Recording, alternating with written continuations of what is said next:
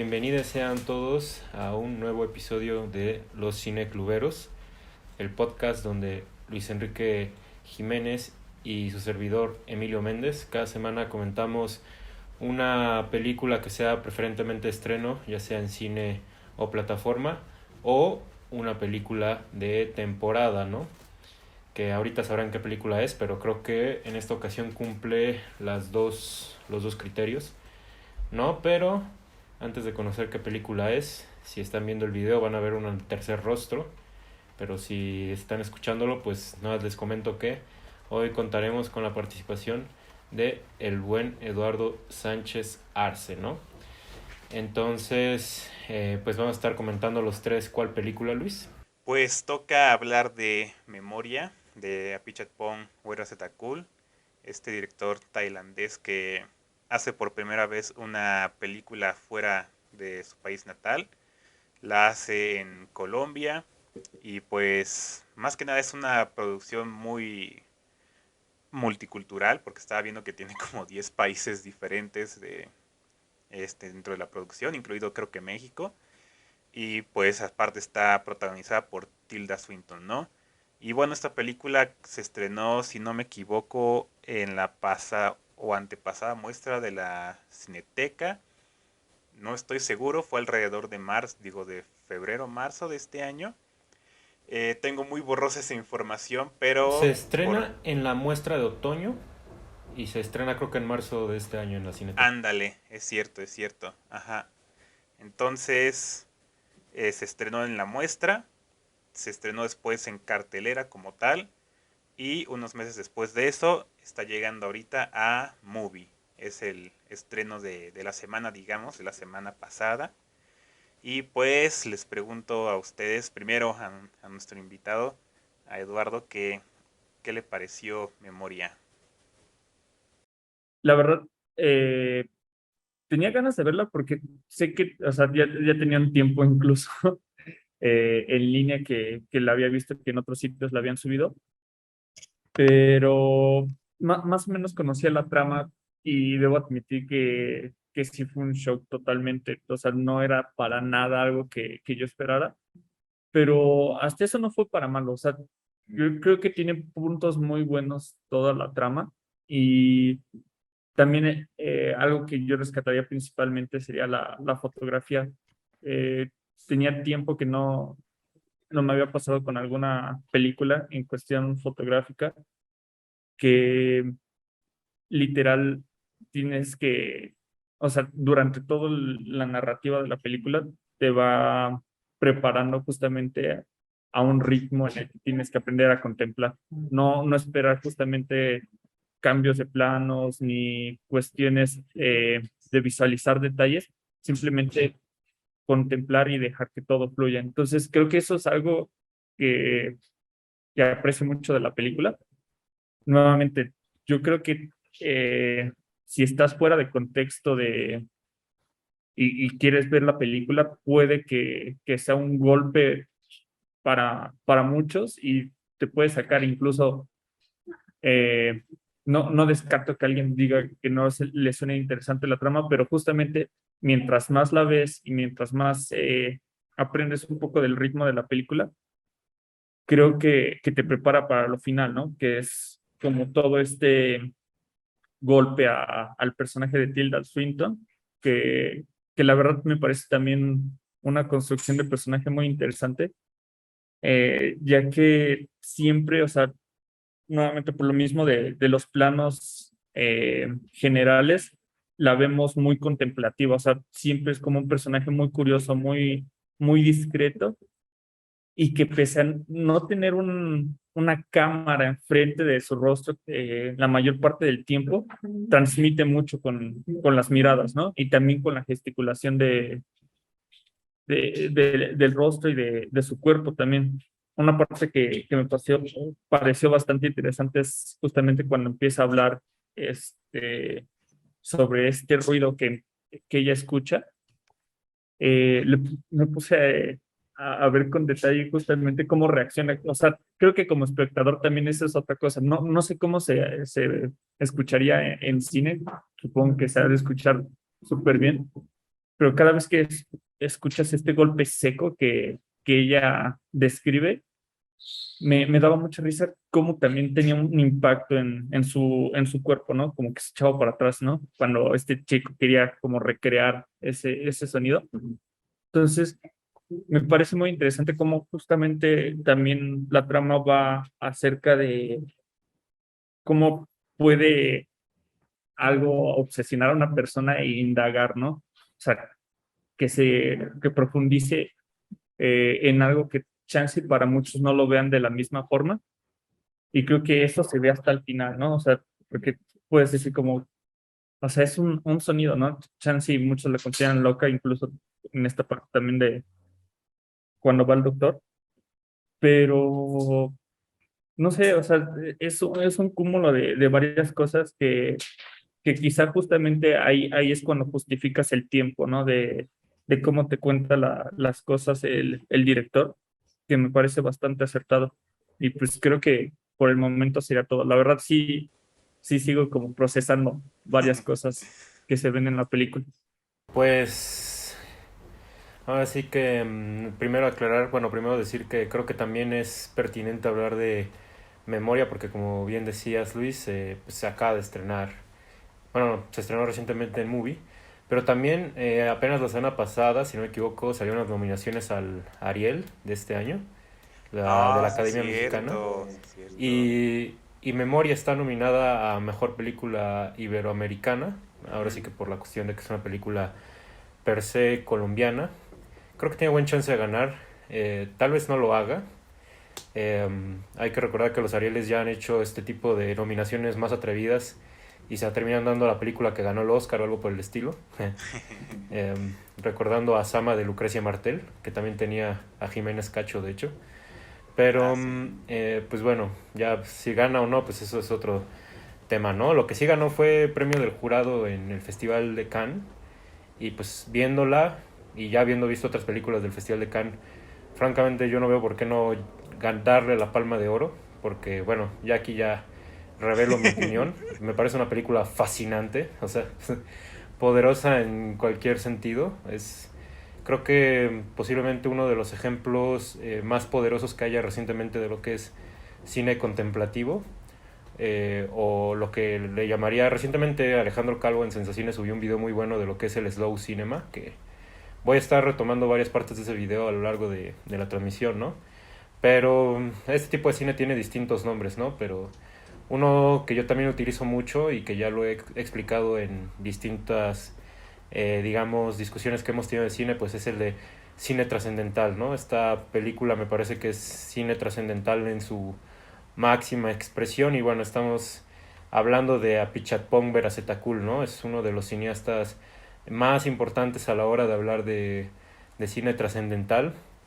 Gana la Palma de Oro por ahí del año 2000, si no me equivoco, por la película de El tío Burmi, capaz de ver sus vidas pasadas. Y ya había presentado en Cannes en 2016 Cementerio de Esplendor. También esas dos películas son básicas a la hora de hablar de cine contemplativo.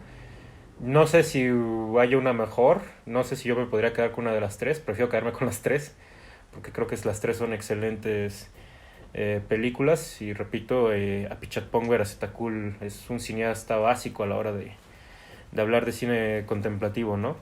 Y un poco para no alargar mi comentario y mejor dejar más abierto cada detalle para lo largo de la conversación, ¿no? Pero para mí creo que lo más importante, no sé si lo he dicho aquí o lo he dicho en Cineclub Ojo Lunar, pero bueno, si no, ahora sí que lo digo aquí para que quede registrado, ¿no? Pero a mí creo que me parece importante del cine contemplativo que la contemplación se gane, ¿no? O sea, si Ujú. no solo dar una serie de tomas que duren 10 minutos porque sí, sino involucrar al espectador para que éste diga, ah, ok, o sea, aquí me está llevando esta experiencia, ¿no? Me está llevando hacia este lugar o está reduciendo el tiempo por esto, ¿no? Mm, Esta película muy declaradamente habla en distintas escenas sobre la condición del cine y del espectador y curiosamente también del cine lento, ¿no? Hay una escena donde están viendo unos refrigeradores, una bodega de refrigeradores, y de Sí. repente dicen, aquí el tiempo se detiene, ¿no? O sea, casi casi como si te estuvieran hablando del propio ritmo de la película. Y entonces yo digo esto de que para mí es importante que el cine contemplativo, incluso yo también diría transgresor, yo creo que el cine contemplativo y transgresor se vuelven estimulantes cuando involucras al espectador dentro de la propia experiencia, ¿no? Y yo creo que una de las formas de hacerlo es a través de lo que dice Paul Schrader en su libro del cine trascendental, que es que el cine trascendental te tiene que llevar a otra dimensión, ¿no? Entonces es curioso que lo que uno podría asimilar como una película aburrida, porque esta película es de un ritmo eh, marcadamente lento. Alejandro Calvo en su video de Slow Cinema te hace la comparación de cómo Armagedón de Michael Bay hay tomas que duran 3 segundos, 2 segundos, y de repente agarra memoria o sea, una película reciente la agarra y te dice, pero mira cómo memoria dura 10 minutos una toma, ¿no? Que te pone una de las tomas del clímax, que es cuando Tilda Swinton, o bueno, Jessica, está hablando con este hombre, con este Hernán, declaradamente alienígena en la selva, ¿no? Entonces, yo creo que para ser una película de a lo mejor aburrida, entre comillas, aburrida en su ritmo, es una película que te habla de brujería, de misticismo, de religión. O sea, es una película que a través de pequeños gestos, que eso me parece hermoso, a través de pequeños gestos te lleva a lugares desconocidos, ¿no? O sea, es una película que es mundana y mística a la vez, ¿no? Y pues ya nomás para hablar de lo que para mí es misticismo en el cine, me gustaría agarrar lo que son mis dos escenas favoritas del cine trascendental, que una es en La Palabra de Carl Theodor Dreyer, que es el final de la película, cuando estamos en el funeral de la esposa del granjero, y de repente de la nada llega un personaje y dice, miren cómo la voy a resucitar, ¿no? La toca, la resucita y tú en ese momento, una toma sin efectismo, solo es un actor, es una actriz que se levanta de un féretro, como que tú por ese minuto tú crees en algo más, ¿no? En este mundo, o sea, que existe algo más aparte de el positivismo de la ciencia, de que aquello que no se puede explicar a través de átomos y química y etcétera, eso es lo único que existe, ¿no? Y la otra es el final de Stalker, de Andrei Tarkovsky, ¿no? Que de repente el Stalker ya regresa de su odisea y de repente una niña que está sentada al fondo de una mesa tiene un vaso en primer plano y este vaso se empieza a mover solo, ¿no? Y el espectador no sabe si el vaso se está moviendo porque la niña tiene telequinesis o si porque está pasando un tren afuera de la casa, ¿no? Que esa escena se le hace un guiño en Largo Viaje hacia la noche, ¿no? Entonces, para mí eso es lo importante del cine tal vez contemplativo o lento o espiritual, ¿no? Cuando a través de poco efectismo te hacen creer en algo más allá de lo que podemos ver, ¿no? Porque el cine es eso, o sea, el cine es un arte derivado de la fotografía que captura lo que es real, ¿no? Pero entonces estos cineastas trascendentales nos hacen creer en cosas más allá de lo real a través del cine trascendental, ¿no? Entonces, por si les quedó duda, a mí esta película me parece en exceso fascinante, ¿no? Entonces, es No, así pues ya, como es lo que creo. ya siguiendo un poquito de tu discurso, que creo que ya resumiste bastante bien muchas cosas que siento al respecto de esta película. Quisiera comenzar diciendo que yo la alcancé a ver en su momento cuando se estrenó en la muestra. Y, y es esas películas que pues yo ni siquiera entré a verla porque supiera, ¿no? De qué, a qué iba. O sea, yo vi tal director tailandés hizo una película con Tilda Swinton en Colombia y dije, ah, eso suena interesante. Y por eso me metí a verla, ¿no? Y salí justamente con con esta explosión de sensaciones, de sentimientos, de preguntas también, de muchos cuestionamientos acerca del cine del poder que tiene, porque yo puedo decir que esta película, al menos para mí, es como tomarse un relajante que, que me noquea. Esa vez que la vi en el cine, o sea, luché por estar despierto y me costaba mucho. O sea, no sé a ustedes qué les haya pasado, pero luché por estar despierto y, y sí, y creo que eso es algo muy interesante que una película tenga ese poder como de ser eh, pues sí, un relajante, que sea como una sesión de meditación tal vez, y que esa sea la intención además, porque estaba viendo la reseña de Fernanda Solórzano, que me había gustado mucho y la vi también en su momento cuando salió, y que ella menciona una anécdota, ¿no? En la que después de haber visto una de las películas de Güeros Cool, le dijo a él, ¿no? Que la había visto y él dijo como, pues, ¿qué le pareció, no? Y él le dijo que, pues, me dormí y que en lugar de tomárselo como algún insulto o algo, ¿no? Él, muy fascinado, le dijo como, ¿en qué parte te dormiste? Y siento que eso fue mi experiencia viendo Memoria la primera vez, que sí, no, yo creo que pasé media película entre con los ojos medio cerrados, pero que de alguna forma eso era la experiencia, ¿no? Y la estaba viviendo por eso. Y esta segunda vez tenía miedo de verla porque me tocaba verla de noche y dije, híjole, este, no, no sé cómo va a terminar esto, ¿no? Porque la última vez que traté de ver el espejo me dormí a los 8 minutos y ya no me desperté. Entonces dije, no, ya, no sé cómo voy a terminar esto, ¿no?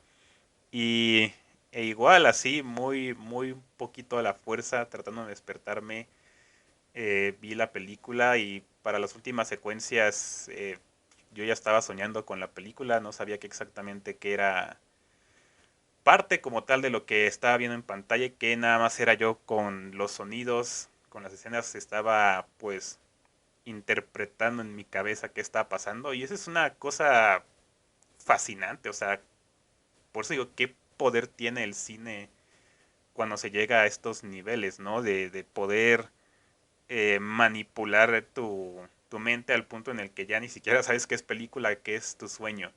Y, y no sé, eso es con lo que más me quedé esta segunda vez que vi Memoria. De hecho, sí, lamento no haberla podido ver otra vez en el cine, porque creo que sí, eh, recuerdo que fue una gran experiencia espero que para todas las personas que estaban ahí en la sala, pero quién sabe, ¿no? Es difícil saberlo con este tipo de películas, pero me gusta pensar que todos salimos en esa misma sensación de calma que al menos yo tuve y que esta segunda vez también se quedó ahí. Creo que no sé si tiene tanto valor como ponerme a preguntarme de qué se trató, de qué temas cuál era el mensaje y todo eso. O sea, no sé, siento que las mismas sensaciones que da al final es en buena parte la intención, ¿no? Y creo que con eso me quedo. Creo que es una película de justo de eso, de los sentidos, de pura sensación que tienes que sentirla, no es nada que hay el, el mensaje oculto o esas cosas, o sea, como que no siento que haya ahí nada que tratar de rascarle, ¿no? O sea, lo que te dejó es la película y ya. Qué bello. Exactamente, qué bello. Pues entonces yo aprovecho aquí para retomar un par de cosas que han dicho. Que por ejemplo un poco... empezar por esto que hablas del trance, ¿no? De sentirte dormido mientras ves una película, que sí es correcto. Fernanda Solórzano en distintas ocasiones ha comentado de la vez que fue miembro del jurado junto con Vera Cool. Creo que fue en Sundance, no me acuerdo Sundance bien qué dijo, sí. festival fue, pero sí que estaban juntos y que ella fue a ver Cementerio de Esplendor y que justamente Ujú. le comentó, me dormí y él lo vio muy bueno, ¿no? Y es porque justamente, creo que tiene que ver, porque justamente, digo, obviamente el cine de Vera Cool es un cine completamente en el espectro onírico, ¿no? O sea, de hecho, algo común y lo noté, lo he notado. Normalmente en sus películas siempre hay un personaje que está convaleciente en algún hospital, ¿no? Y creo que eso tiene que ver con el hecho de un personaje que esté en trance, ¿no? Claramente Ujú. el personaje de Jessica, la protagonista, es un personaje en trance que tan solo la pura película ya nos mete en este estado perpetuo, ¿no? Que la película comienza y ya estamos escuchando un golpe como metálico, ¿no? Y después la película nos va a explicar que ese golpe es una cosa que está escuchando Jessica en su cabeza y que ya no sabe si sí está delirando o de dónde viene este sonido obviamente llegas al final de la película y sabes de dónde viene el sonido, ¿no? Pero sí, justamente es esto que decía Eduardo, ¿no? Que si uno no sabe si Jessica está loca. Eh, que eso es lo que me gusta de este tipo de películas, ¿no? O sea, te meten en una ambigüedad tal que de repente es casi casi que preguntarte, ¿no? Digo, esto ya suena medio cinismo, pero es preguntarte, pero pues qué es la locura, ¿no? ¿Qué es la locura, ya sea en este mundo de locos o en este mundo de estirados, ¿no? Y es interesante, a mí me parece interesante porque, por ejemplo, pienso en los cineastas contemplativos más icónicos y los que mejor hacen cine contemplativo. Y si se dan cuenta, no son cineastas realistas, ¿no? O sea, si, por ejemplo, yo ya mencioné a Tarkovsky. Tarkovsky es surreal y onírico. Eh, Apichatpong Weerasethakul es onírico. Belatar, sus películas están ambientadas en el infierno o en limbos, dependiendo de cómo lo quieras ver. Vigan es onírico, ¿no? Entonces estos cineastas, Reigadas, por supuesto, Carlos Reigadas es onírico, sobrenatural, ¿no? Entonces este tipo de cineastas siempre nos están buscando meter en estos estados que, insisto, sobrepasan la realidad, ¿no? Y sí, voy a estar hablando de esta película muy seguido, pero me pasó en Largo Viaje hacia la Noche. La primera vez que la vi, no la entendí, no, o sea, Yo tampoco. no le estaba entendiendo nada, así yo me perdía en qué tiempo estaba, si era presente, pasado, yo qué sé. Y de repente llegamos al plano secuencia del sueño, que para quien no lo sepa, Largo Viaje hacia la Noche es una película que dura 2 horas y cuarto. Y la primera hora y cuarto es una serie, es un hombre buscando a una mujer, pero insisto, de una manera muy perdida de la noción del tiempo. Y la última parte de la película es un plano secuencia de un sueño, ¿no? Y de repente yo, sin haber entendido nada, me acuerdo que llego a este plano secuencia del sueño y como que en mi mente empieza a decir, ah, su madre lo abandonó, ¿no? O sea, y Sí. empiezo así a hilar cosas, ¿no? Como de, ok, o sea, Sí. creo que por aquí va esta cosa, ¿no? Y entonces es muy interesante el entender estas películas a través de los sueños, porque incluso es un poco lo que pasa en los sueños per se.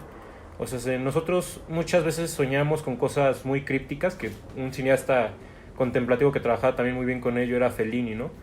Que de repente nosotros soñamos con cosas que parece ser no tienen sentido, y de repente tú, un poco pensando tus sueños, dices, ok, está reflejando esta cuestión de mi vida, ¿no? Que es aquí donde entra también el psicoanálisis.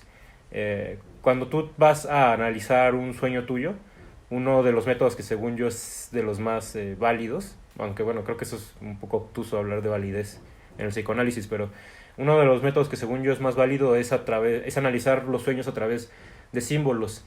El qué simboliza tal lugar en tu vida, qué simboliza tal persona, qué simboliza tal obra de arte. Incluso la gente que llega a soñar con personajes de películas o que llega a soñar con personajes de la vida real o con música que sí existe o cosas así, es preguntarse qué simboliza eso dentro de tu vida, ¿no? Y entonces es sobre eso que el cine contemplativo y memoria, por supuesto, es un cine mágico, ¿no? Porque es un cine que, si bien uno no puede confrontarla con un pensamiento lógico, digo, posiblemente sí, pero si uno no la confronta con un pensamiento lógico, en realidad entra a un terreno que es muy interesante y al que, pues, es ahí la justificación que encuentro el por qué Weerasethakul le dijo a Solórzano como de, pues qué bueno que haya gente que se duerme en mis películas, ¿no? Porque, o sea, entras en un estado de trance que como que te hace ver la película pues de otra manera, ¿no? Y aparte te hace entenderla de otra manera, ¿no? Insisto, creo que tiene que ver un poco con la naturaleza de los sueños, ¿no? Y es por eso que también esta pregunta que hacías, Eduardo, que si Jessica está loca, o sea, creo que es como de las preguntas más interesantes que uno se puede hacer dentro de la película, ¿no?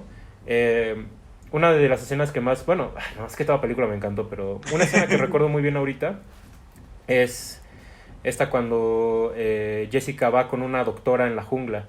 Que, o sea, toda película, bueno, gran parte de la película es jungla, ¿no? Si se dan cuenta, se Sí. asemeja mucho a por lo menos de películas que yo he visto de Lav Díaz y de Weerasethakul. La geografía de Colombia que vemos en esta película se asemeja mucho a la de Tailandia, entonces igual y por eso se vino a grabar aquí, pero en esa escena justamente la doctora se pone a preguntarle a ella de si a lo mejor ella no tendrá alucinaciones y de repente de estar hablando de alucinaciones, la doctora se pone a hablarle de Dalí y se pone a hablarle Ah, sí. de Jesucristo, ¿no? Y entonces este triángulo de lo artístico, lo religioso y lo alucinógeno, como que, si se dan cuenta, como que, ¿cuál es la diferencia entre los tres, no? O sea, y es por eso que es por eso que yo digo que esta película es esta como discusión constante del estado propio del cine, del Sí. estado del cine contemplativo y del estado de la película misma, ¿no? Otra escena que me gusta bastante es cuando ella habla con este campesino, Hernán, o Hernán 2 porque hay otro Hernán al inicio de la película, y que le dice este personaje, para mí lo más importante es ver la realidad para poderla entender mejor. Y dice, es por eso que yo no veo películas, Ajá. ¿no? Cuando estamos viendo claramente una película. Entonces, es por eso que esta película me parece fascinante, ¿no? O sea, se queda completamente desdibujado todas estas nociones de realidad, sueño, locura, sanidad, o sea, ¿qué importa eso en el mundo del cine, no? Casi, casi que con eso cierro mi comentario. Ay. Híjole, es que sí, ahorita que estás como hablando de todo esto, nada más me emociona más la película y, y esas de las que pienso que las 5 estrellas le quedan cortas, entonces. Totalmente. Pero sí, yo de los momentos que más me gustan en la película es cuando este sujeto Hernán 2, como ya lo nombraste, eh, que también aparte de decir esto de las películas dice que su especie no sueña. Y eso se me hizo interesante, ¿no? Porque este personaje es como un poquito contradictorio a todo lo que la película quiere hablar, ¿no? O sea, es un sujeto que no sale de su pueblo, que no ve películas, que no ve ni tele, tampoco sueña. Entonces es como, pues sí, es totalmente contrario a un personaje como Jessica, ¿no? Que es una mujer escocesa que está viviendo en Colombia en ese momento y que está de viaje por muchos lugares, ¿no? Y me gusta mucho de este personaje cuando Jessica le pide que se duerma para ver cómo se duerme, ¿no? Y de ahí sigue una secuencia como no sé si son 10 minutos o más del sujeto está ahí tirado en el piso y, y Tilda Swinton está ahí sentada, ¿no? Y creo que por ahí había leído una reseña que me gustó que decía, mi parte favorita es cuando dijeron que se iban a dormir y yo me fui a dormir también. Creo que es parte del efecto también, ¿no? Porque siento que en el momento que el sujeto abre los ojos es como de, ya regresamos, ¿no? Ya, ya está aquí esto otra vez, ya va a seguir andando. Pero a mí lo que me gusta justamente de ese momento es que yo sí lo siento como me siento cuando me despierto de una siesta, o sea, esa como sensación de que no sabes dónde estuviste, dónde estabas, o sea, parpadeaste, ¿no? Y de repente ya es otro tiempo, ya es otro momento. Y me gusta mucho de eso que le pregunta que cómo estuvo. Y él dice, ¿qué? La muerte. Dice como, bien. y, y yo sí, ese momento me impacta mucho porque yo muchas veces me he ido a dormir tan profundamente que cuando me despierto no sé dónde estoy, no sé nada, ¿no? O sea, como que tengo un golpe de realidad, digamos, y digo eso, ¿no? Es casi como si me hubiera muerto. Me dormí tan bien que casi me morí, ¿no?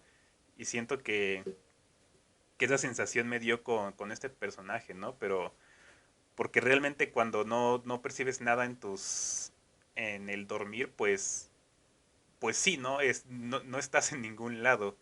Y, y por eso digo, es muy contrario realmente a lo que esta película nos dice, porque creo que lo mejor que te puede pasar después de ver esta película es dormirte, pero dormir y soñar. Creo que es hasta parte de la experiencia, ¿no? O sea, creo que yo sí puedo decirles que yo sí soñé esta noche, después de un buen rato que de repente como que no sueño mucho, y si sueño son cosas que digo, chale, qué pex conmigo. Pero esta noche sí fue como de, órale, todo eso pasó mientras estaba dormido, ¿no? Y, y sí, por eso ese personaje de Hernán 2 me resulta como como una aparición muy extraña dentro de la película, ¿no? Porque es alguien que, digamos, su discurso es contradictorio a todas las ideas del director, ¿no? A lo mejor. No sé exactamente cuál sea su propósito, pero así lo vi. Algo que, o sea, vengo con dos puntos. Una cosa es, ahorita que estamos hablando de sueños, siempre tengo muy presente un momento cuando recién me uní al Cineclub Ojo Lunar y estaba este Javier, y creo que estaba hablando contigo, Emilio, y mencionaban sobre de qué manera las personas comenzaron a soñar después Ah, sí. de ver el cine, ¿no? Ujú. Entonces, me parece como súper interesante y aprovechando la oportunidad con esta película, que también hablemos de eso, ¿no? De qué manera la gente sueña, incluso en esta escena de cuando Hernán se va a dormir, también tengo que admitir que fue de las cosas, o sea, que sí, o sea, es inevitable que te saque de onda, ¿no? Pero es muy interesante justamente como el personaje nada más, o sea, ni siquiera cierra los ojos porque No. es como un estado de contemplación y de meditación en el que no sabemos el que está viendo, ¿no?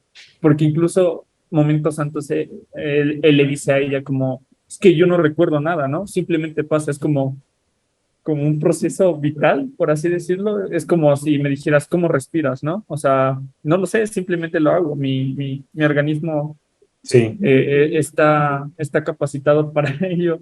Entonces, me acordé mucho de eso y creo que, o sea, no lo había visto así, o sea, esto que habla Emilio sobre que la escuela, la película constantemente está hablando sobre el cine. eh, Ahora sí que metacine, cine hablando de cine. Ujú. Este, me parece muy interesante. Y el otro punto que quería rescatar, y creo que ahorita con sus comentarios, ahora sí como que encajan perfectamente. Yo antes de rescatar la escena de la doctora, rescataría esta parte donde ella está sentada, justamente como comiendo, como en esta plaza, y le dice, no recuerdo el personaje que es, no sé si es la esposa de... Ah, es una doctora que conoce, ¿no? Es la Una doctora, sí, cierto, antropóloga, algo así. la que está, la invita a la morgue, ¿no? Ujú. En escenas Según yo, antes. sí. Sí, Sí. sí, sí. Es ella y que le dice, creo que me estoy volviendo loca, ¿no? Y me parece bien interesante la respuesta que le dice, pues, o sea, no es lo peor que puede pasar, ¿no? O sea, Ajá.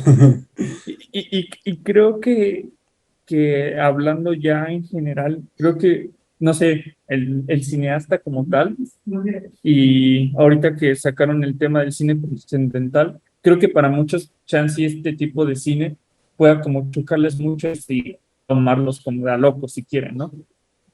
Pero es bien interesante, ¿no? También como el artista, o como en este caso el cineasta, también propone algo que va en contra de lo que comúnmente se cree, ¿no?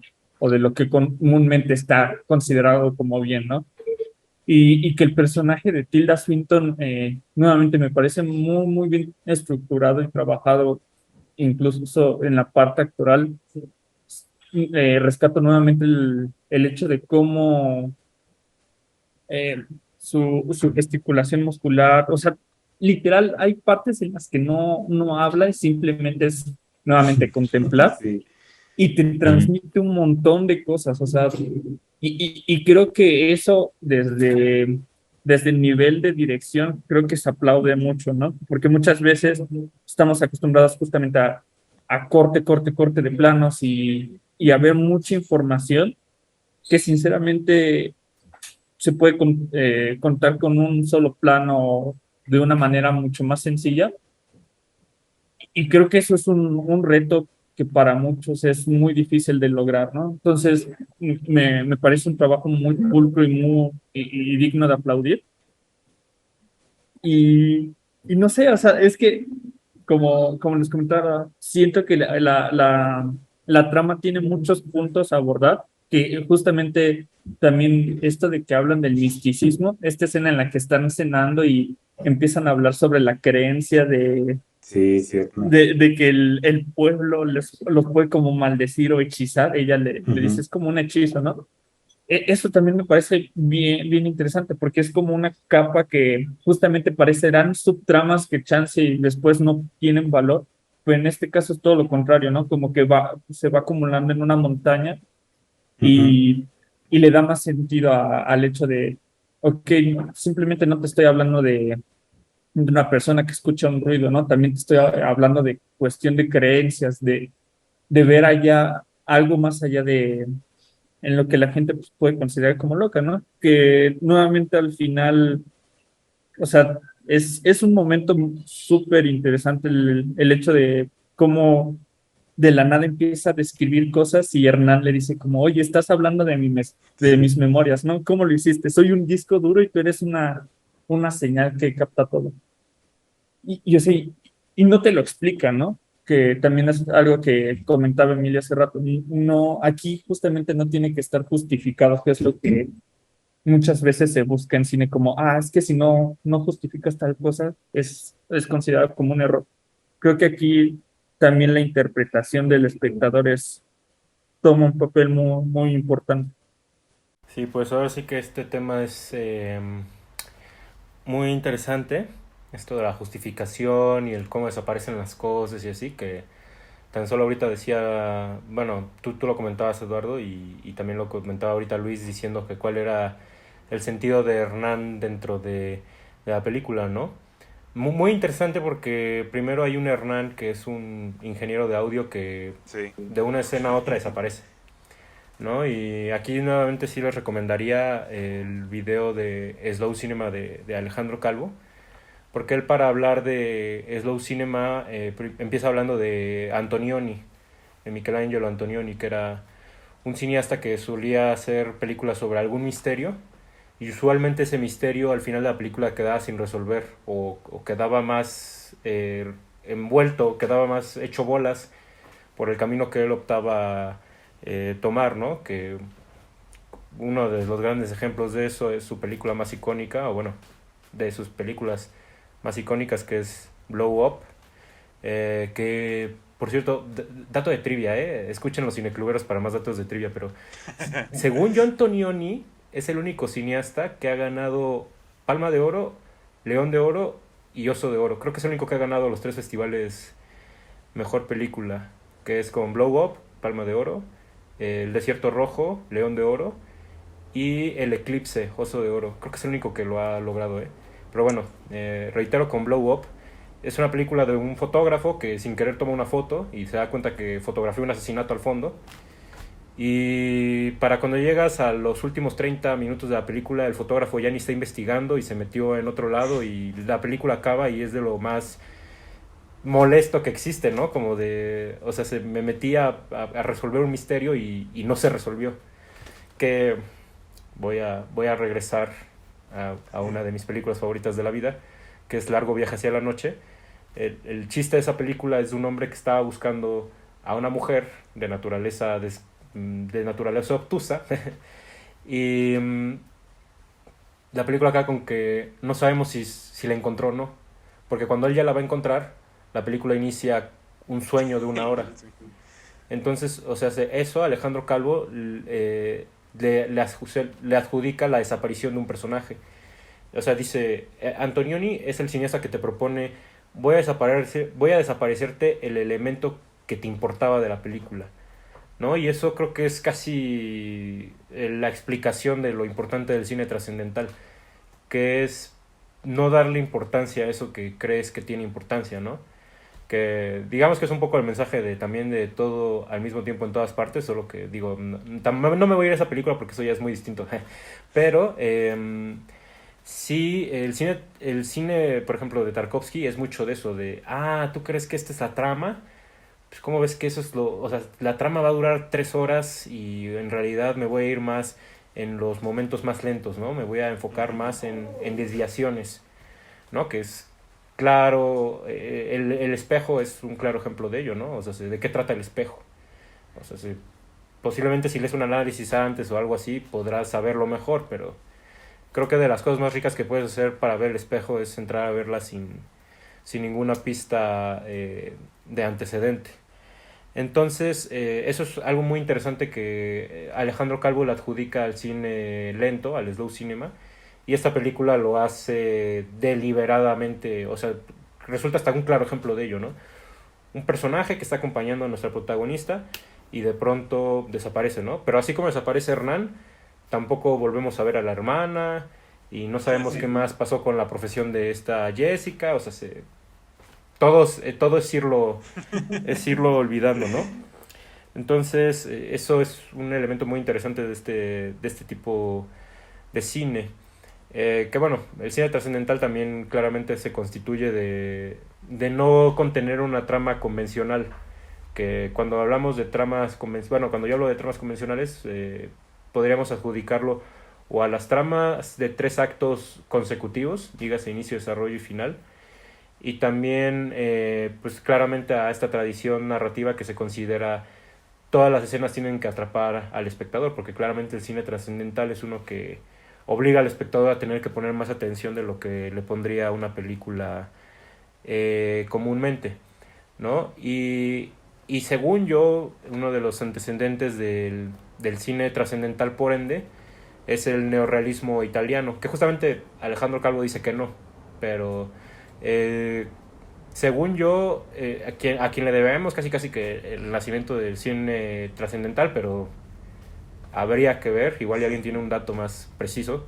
Según yo es a Vittorio De Sica, que él hace la película de Umberto D, y es una película del día a día, es del día convencional de un hombre en Italia, ¿no? Que es una película que no trata de nada. Entonces, o sea, digamos que este sinsentido de una película, creo que allí mismo se podría encontrar un poco el encanto del cine trascendental, y por lo cual es muy tranquilizador verlo, ¿no? Por el hecho de decir y decir casi que, qué bella es la vida, ¿no?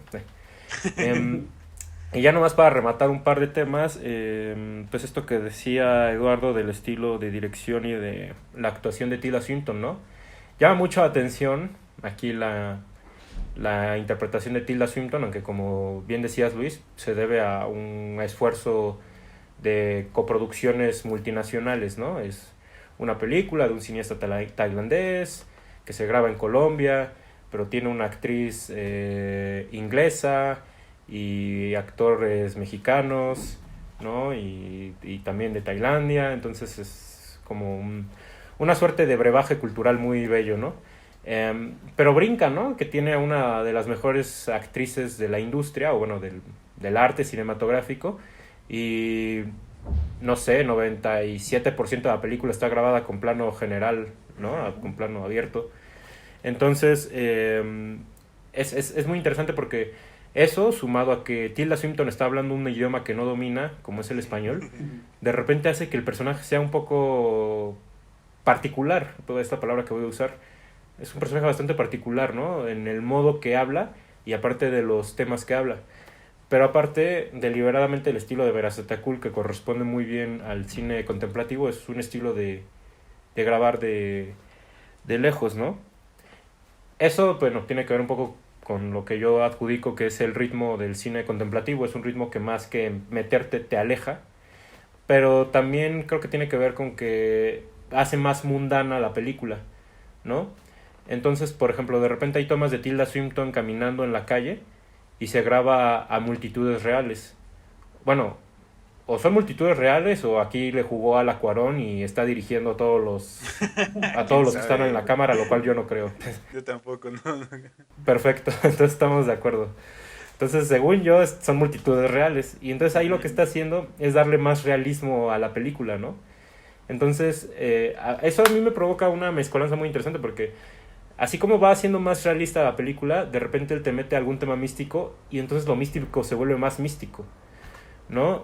Y eso me llama más la atención de las escenas claramente acentuadas, creo que hasta podríamos numerarlas, de donde Veracetakul decide romper su estilo, ¿no? Que, por ejemplo, una de ellas es cuando entra a la bodega de refrigeradores, donde de haber estado en cámara fija toda la película, de repente es una cámara no sé si en un Steadicam, pero es una cámara que sigue a los personajes, ¿no? Y la otra toma que fascinante, ¿no? Cuando despega la nave espacial, despega una nave espacial, de Sí, lo tengo repente que la decir, sí. película va ascendiendo, la cámara va ascendiendo, ¿no? Lentamente. O sea, eso creo que le da mayor, acentúa ese tipo de escenas, ¿no? Y ya nomás para comentar otro de los puntos que mencionaba, ¿no? Esta cuestión de la coproducción. O sea, sí, ya mencionamos, ¿no? Cineasta tailandés, actores de otros países, etcétera, etcétera. Notoriamente sale nuestro charolastra Daniel Jiménez Cacho.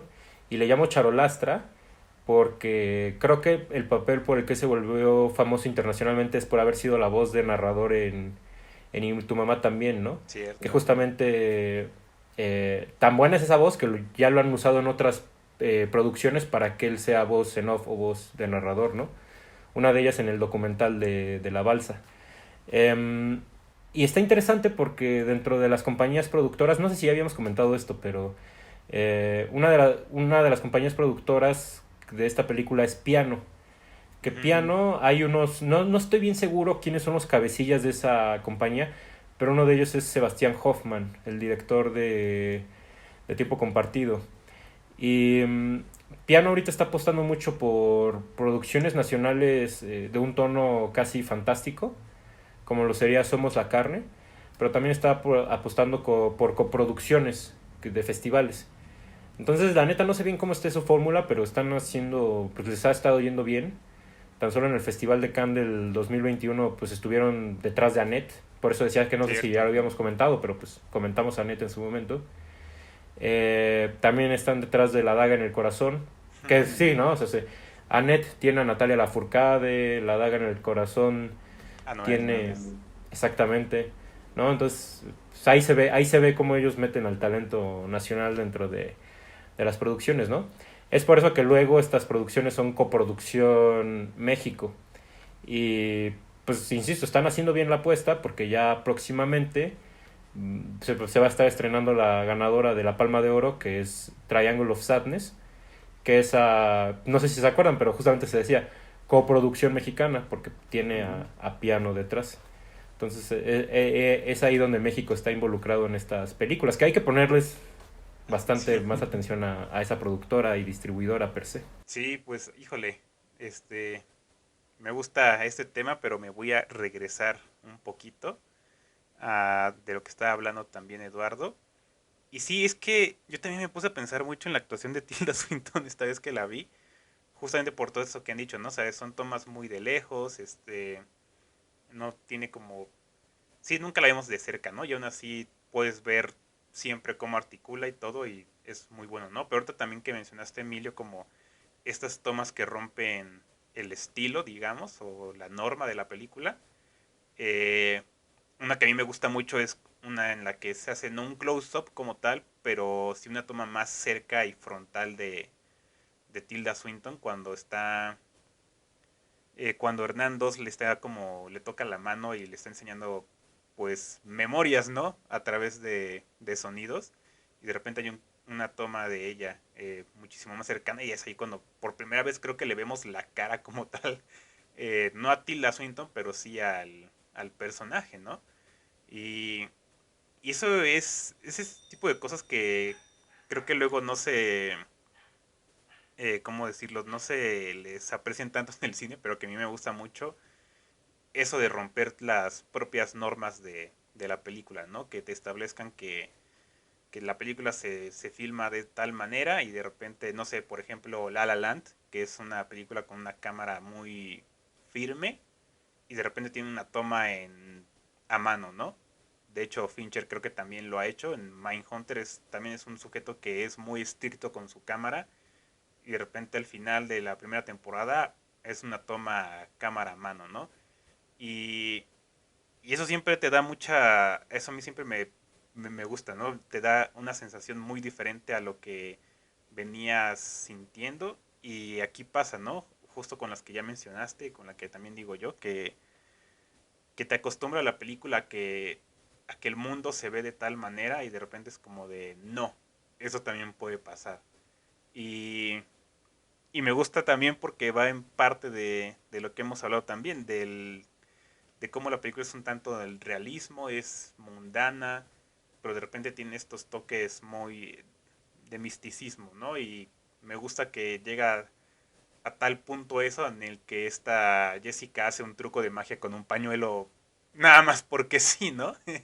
Este, y es ese tipo de cosas, ¿no? Creo que la película es como justamente un poquito invitando a sentir, bueno, a creer en otras cosas, creo yo, ¿no?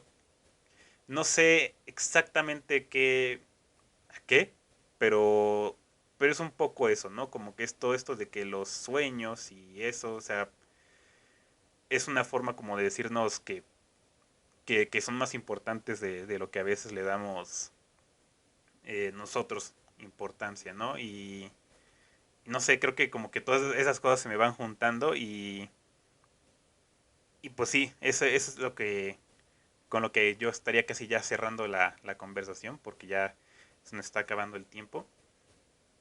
¿Qué es eso, no? Es ese tipo de películas que para mí se sitúan mucho en el mundo real, pero que poco a poco te van diciendo como de, pues no, o sea, hay cosas más allá, ¿no? Y justamente tenemos esta parte, ya lo mencionó Emilio, que yo quería como dejarlo callado, pero bueno, sí se vale decirlo, esta parte de la nave espacial que a lo mejor uno podría decir como de, ah, bueno, mira, ahí ya se resolvió el misterio, ¿no? Pero yo luego digo como de, ajá, es una nave espacial, pero ¿qué?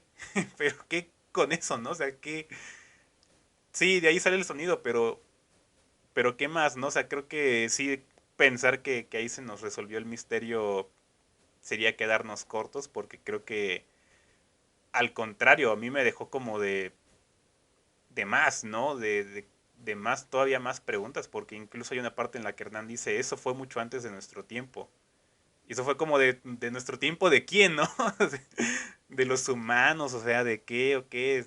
¿De qué estamos hablando? ¿De ellos dos de antes de que nacieran? O sea, ¿de qué es esto, no? Y no sé, me gusta mucho la película justamente por eso, ¿no? Porque es como, eh, Veracruz nos trata de decir como no quedarnos en este mundo tan estricto como lo solemos ver, sino que hay cosas de aquí que pueden ir más allá, ¿no? Y puede ser algo tan simple como esos truquitos de magia, como este sueño del hermano de Jessica que se le aparece un perro que por accidente dejó abandonado y que bien podría ser que el perro se está comunicando con ella en el más allá o quién sabe, este, pero ese tipo de cosas pueden pasar en la vida real, ¿no? Y es como estar un poquito abierto a, a verlas, ¿no? Creo que siento, a mí es la sensación que me deja la película y que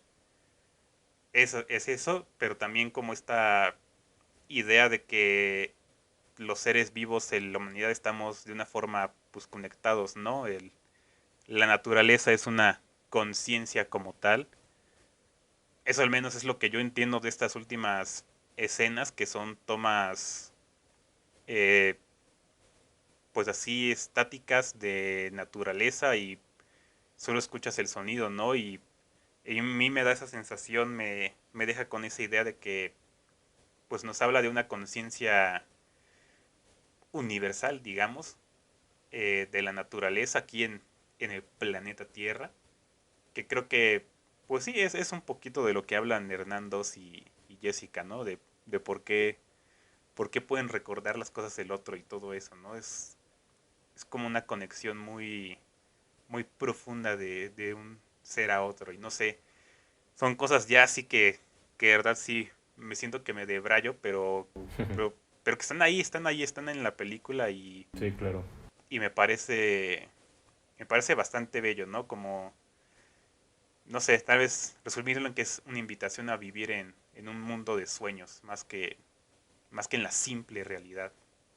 Sí, pues creo que yo concluiría de la misma manera, ¿no? Es por eso que esta película y el cine trascendental slash contemplativo me parecen maravillosos, ¿no? Son películas que en su empaque parecieran sencillas, aburridas, monótonas, ¿no? Que son películas que lo que ves es lo que tienes, ¿no? Sin Sí. embargo, una vez que el espectador se entrega a la experiencia, pues termina llevándolo a otras dimensiones, ¿no? Como diría Paul Schrader en su libro del cine trascendental, ¿no?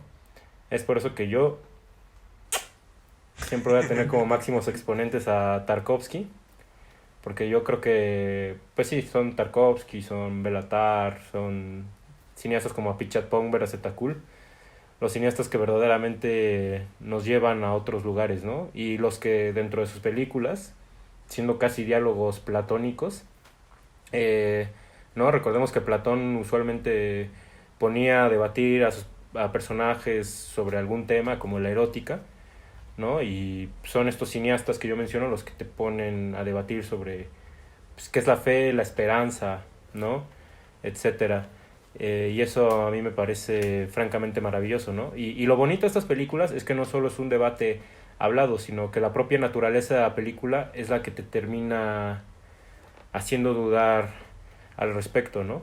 Ujú. Y nada más, un elemento que se me olvidó mencionar del cine trascendental según Schrader, que Schrader es otro exponente mío, es que el cine trascendental se compone a raíz de una dirección de arte modesta, ¿no? Que esta película digamos que lo tiene, pero qué bellos fondos, ¿no? O sea, cuando de repente Sí. están adentro de una casa y a través de la ventana ves la selva, eso es hipnotizante, ¿no? Eh, pero ahorita en la Cineteca Nacional hay una película que es, digamos, muy Bresson, que es la de La Gran Libertad, que es una película contada en Sí. 3 tiempos adentro de una cárcel. Y toda película es cárcel, entonces tú toda película ves fondos parejos. Y eso es muy Bresson, eso es casi un condenado a muerte escapó. Ujú. Entonces, pues es un ejemplo de cine trascendental. Por suerte ahorita hay cineastas que están peleando por ese estado del cine. De hecho, yo podría apostar que primero va a desaparecer el cine antes de que desaparezcan estos cineastas como, pues ya digo yo, Apichatpong Weerasethakul o Vigan, ¿no? O sea, son cineastas que siempre van a encontrar dentro de la realidad, pues esos escapes hacia una dimensión que no conocemos y nunca vamos a conocer si no fuera por el cine, ¿no? Entonces, gracias a Pichatpong Weerasethakul. No, pues, ¿qué más agregar? La verdad, creo que estuvo bastante completa la... O sea, es curioso, digo que está completa, pero sé que podríamos seguir hablando sin Muchos. fin. Sí, sí, sí, o sea, literal tocamos nada más la punta del iceberg, ¿no? Total.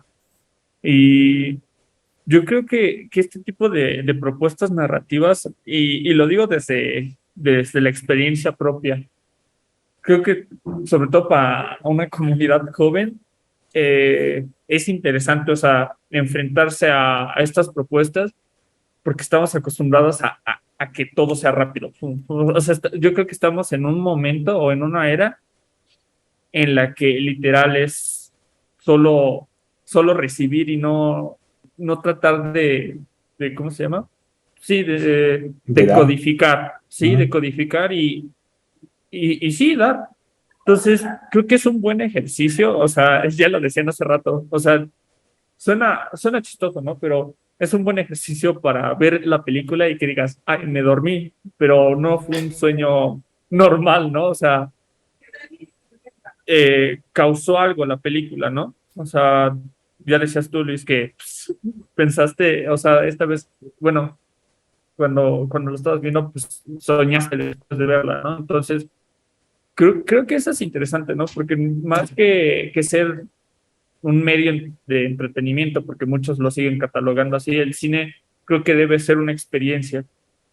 Y está interesante que siga habiendo estos riesgos de seguir cuestionando qué es lo que está bien para contar una historia y qué es lo que está mal, que más que blanco y negro, creo que en este caso son grises, ¿no? O sea, siempre va a haber una gama en la que no tengas como que definir de un bando a otro. O sea, Eso me parece bastante interesante y pues sí, o sea, cerraría nuevamente con aprender literal a contemplar las cosas, porque creo que eso es algo que nos falta mucho y hemos perdido con el paso del tiempo. La neta. Y que además retomemos esta cuestión de tolerancia no sé, a no ver siempre algo en movimiento, ¿no?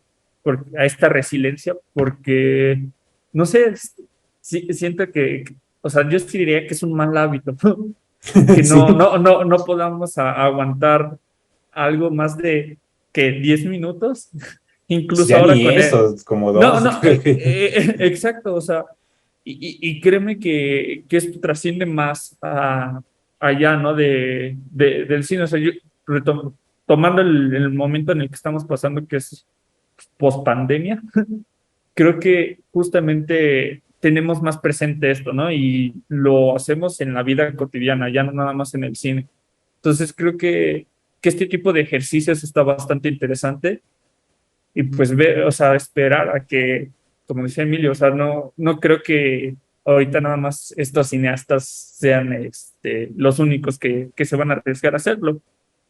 Estaría interesante que en algunos años pues surjan nuevos nombres, e incluso si se puede nacionales, o sea, ya lo hay, pero pues que se siga intentando, ¿no? Por cambiar un poco la narrativa convencional. Pues sí, creo que creo que sí es importante toda esta cuestión como del lo que dices, creo que nos hemos olvidado de contemplar y eso es justamente lo que me gusta mucho del final de esta película, ¿no? Creo que ya ni siquiera está pasando nada. Esos Sí, últimos que serán como 5 minutos ya, es puro cielo. ajá, es puro cielo, sí. Y por ahí se escucha un radio, un programa de radio que está chistosón, De lo más pero sí, o sea, extraño.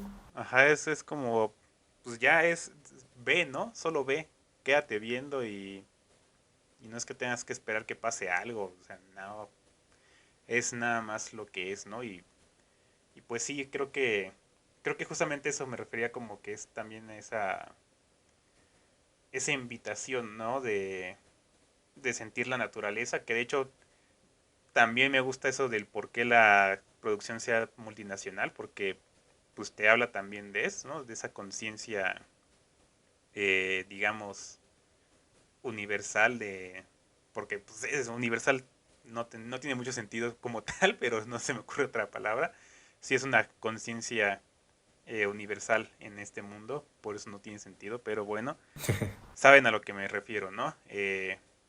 Y creo que esta película es lo que a mí me dejó y, híjole, como dije hace rato, o sea, 5 estrellas me quedan cortas y ya quiero volverla a ver y seguir hablando de la película cuando se pueda otra vez, ¿no? Pero por ahora creo que ya es todo.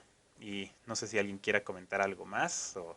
Pues nada más que hay un filósofo, ahorita estaba buscando quién lo decía, pero bueno, lo pondremos en los comentarios. ¿Quién es? Porque no encontré quién es, pero hay un filósofo que dice, en, en tiempos donde todo es acelerado, la solución es ir más lento, ¿no?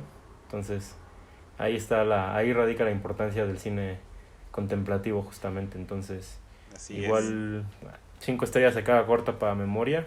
Entonces, la neta, gran película. Si no la han visto, está en Movie. Contraten Movie. Les Contraste digo, el movie, tan sí. solo hace un día estaba a 15 pesos 3 meses. Ah, sí es cierto, promoción de movie aquí. Que Y patrocine el podcast.